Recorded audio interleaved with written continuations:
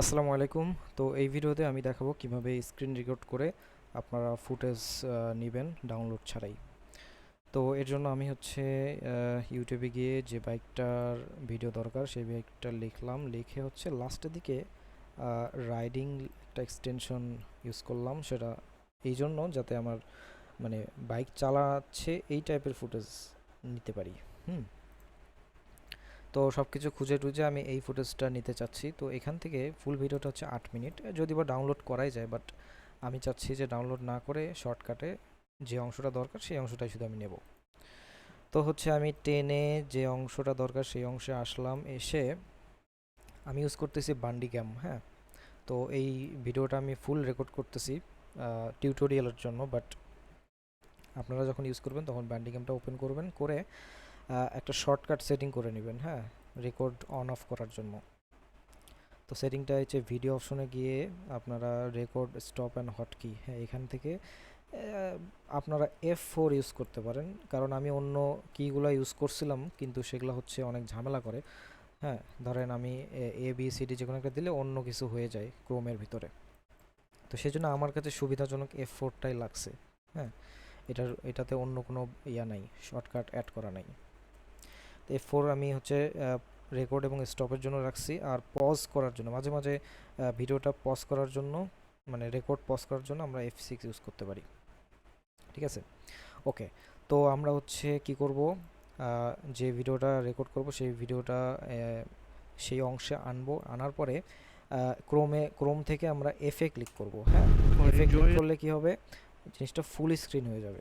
Full screen হওয়ার পর আমি হচ্ছে F4-এ ক্লিক করে রেকর্ডটা অন করলাম, করে আমি হচ্ছে ভিডিওটা প্লে করব।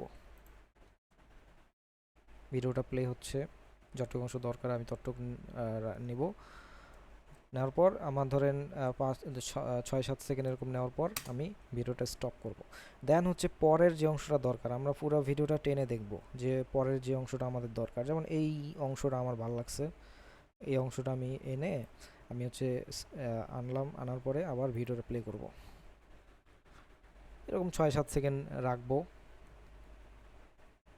বা যতটুকু অংশ দরকার ততটুকু নেব। নেওয়ার পর আমি আবার পজ করব, এমন দেখব যে আরও যদি পাই ভালো কোনো ফুটেজ। না, আর কোনো পাচ্ছি না, সেম ফুটেজই খালি রাইট করতেছে।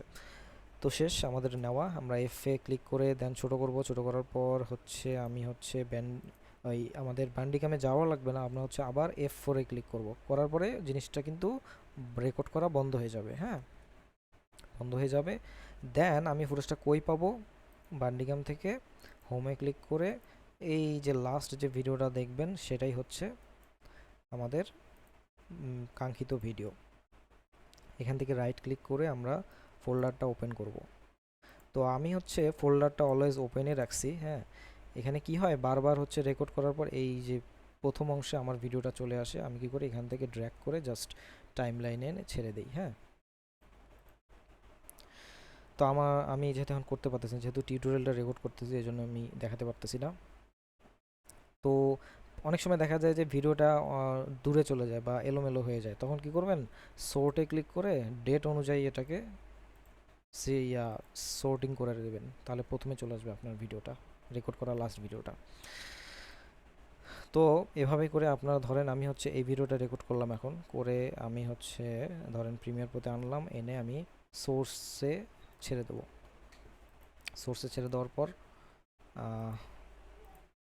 আরেকটা ভিডিও নেই, এটা না, সোর্সে ছেড়ে দিলাম। ছেড়ে দেওয়ার পর ধরেন আমাদের এই যে এই অংশটা আমি নেব, এটাকে আইয়ে ক্লিক করব। হ্যাঁ, আইয়ে ক্লিক করে মার্কার অন করব, দেন ওতে ক্লিক করে মার্কারটা শেষ করব।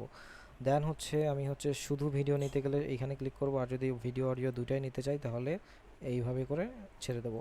তো আমাদের এখন অডিও দরকার নেই, আমরা ভিডিওটা নেব, এখানে এনে ছেড়ে দেবো।